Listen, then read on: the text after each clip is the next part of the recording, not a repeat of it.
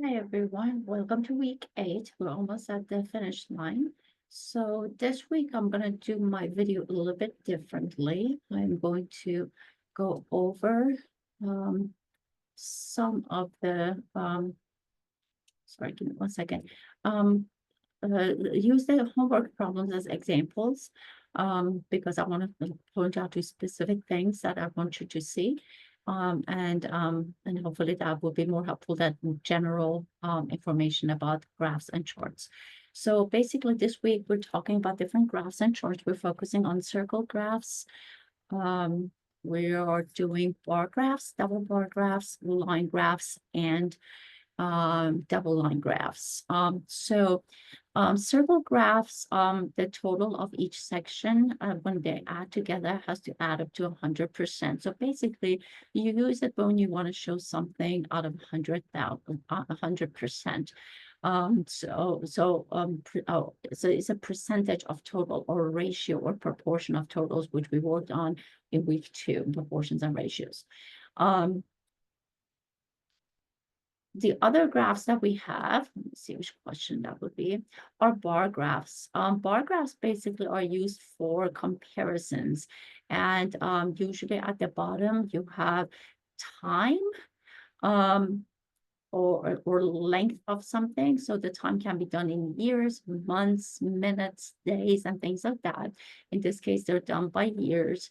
And then on the y-axis, you have whatever category it is that you're comparing, right? So in this case, it's the population of this place called Utopia, okay? What is important is to make sure that when you read the numbers, that you look to see what the numbers, what unit the numbers are given in. So for example, the population in 1970 is not 14 people, but it's 14 million. So that's what you need to remember, okay? You notice that also for a lot of these questions, they say approximate because we don't know exactly. For example, this right here, if we're going to read this paragraph, for the year 2020, it doesn't fall under an exact line. It falls between 30 and 40. So we are going to try to draw a line from basically the top of this. So I'm doing this freehand. And oops, sorry, let's try this one again. Um, and go to, I don't know why my computer is doing this, so ignore that for a second. So basically, we're going to draw a line from here to here, and it falls kind of in the middle right there. Okay, so it's between 30 and 40. So but is it exactly 35? We don't know. Is it 34? Is it 34.5? We don't know. So that's why this says approximately. So 35 and then million. So we will put 35 million in here because that's how we read the bar graph. Okay. Um, then we might have double bar graphs. So actually, let me see if I can find a double bar graph. There we go.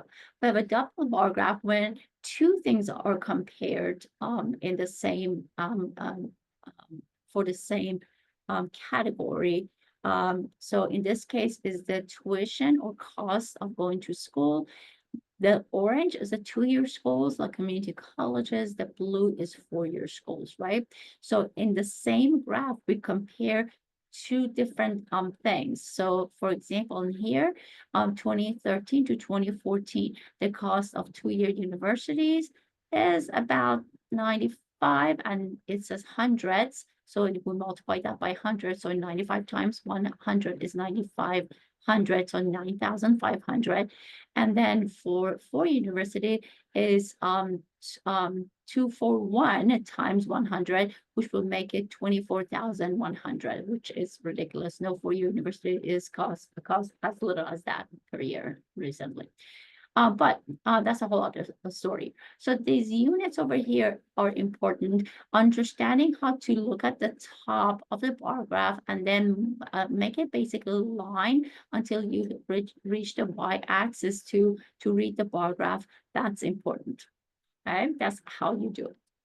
So line graphs, on the other hand, show changes over time, and each section between each section between the two dots tell a different story. So this tells me something, this tells me something else, this tells me something else. So between the 2 points, right? Between the 2 points, the graph is telling us something, okay?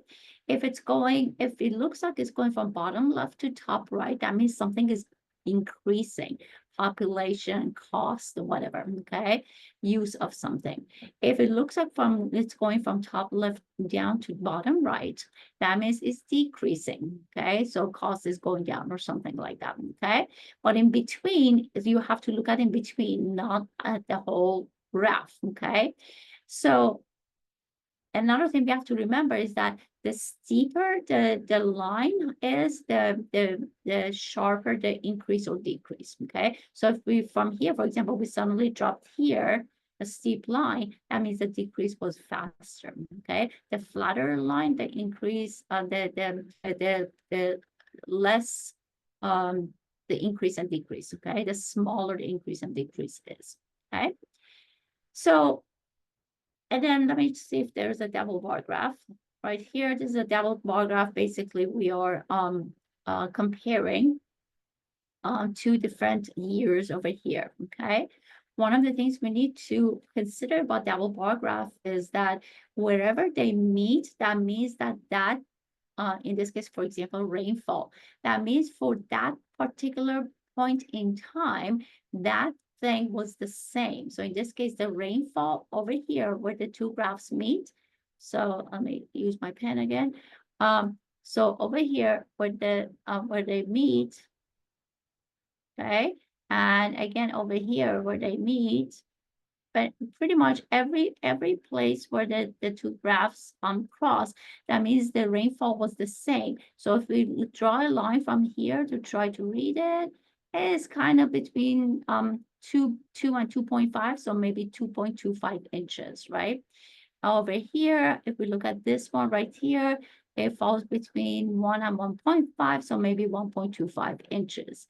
So that's what the crossing of the double bar graphs mean. When they meet, that means that whatever we are measuring is the same for both categories. In this case, the categories happens to be the year, and then the month. Okay, so in this case, and for the month of let's see, between July and August, right? The two had the same, they were the same amount of rain in both years. Okay. So let me check one more thing, and then I'm going to talk about how to enter your answers here, because it does make a difference. I want to make sure I didn't miss anything. Let me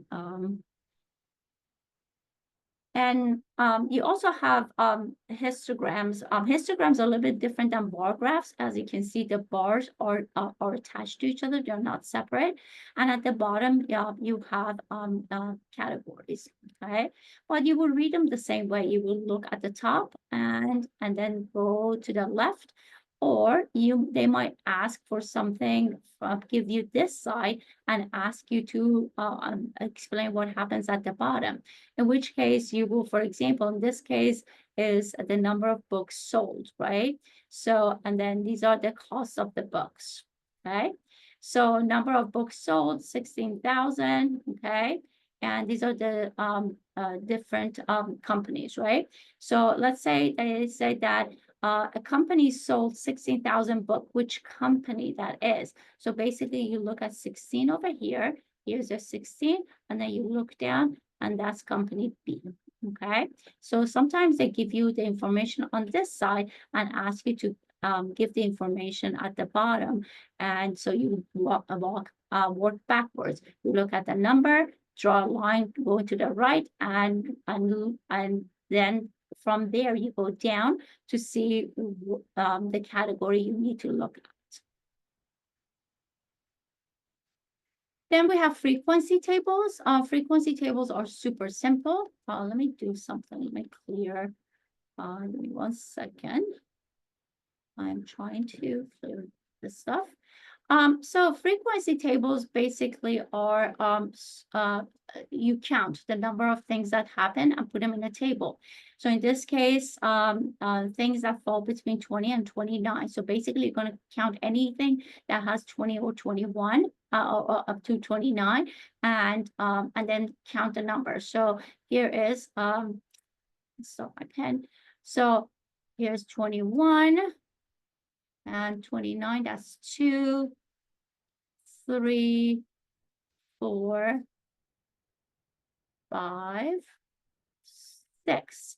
So 6 frequency of dollars between 20 and 29 is 6. So you're going to put 6 in here, okay? And again, I don't have a pen. I'm doing this with a mouse, so it's hard to do. I forgot my pen. So that's what a frequency table is, okay? So you just count the number of occurrences of something, in this case, dollar amounts, and then you put them in the table. That's as simple as that, all right? Let me erase these. Let's see what else we have.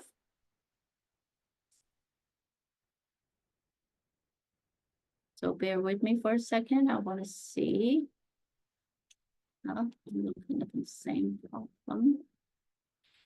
Okay, I'm going to make a separate video for finding mean, median, mode, other than the graphs. So that's that. So I will explain those separately.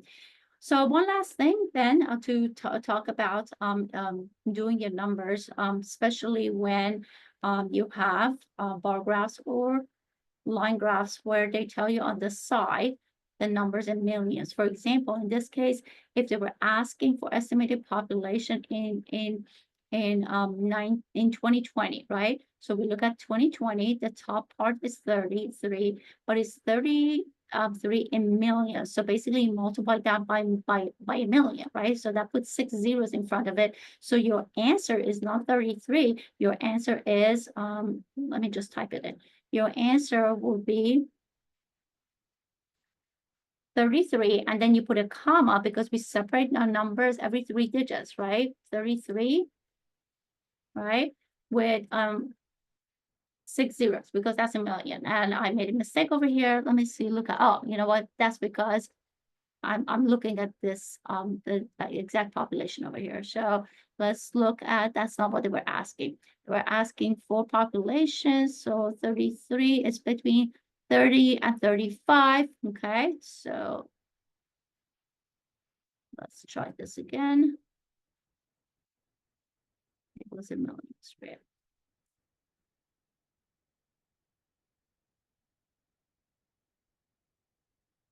1 second, let me get rid of this. It's not letting me erase it. Give me 1 second.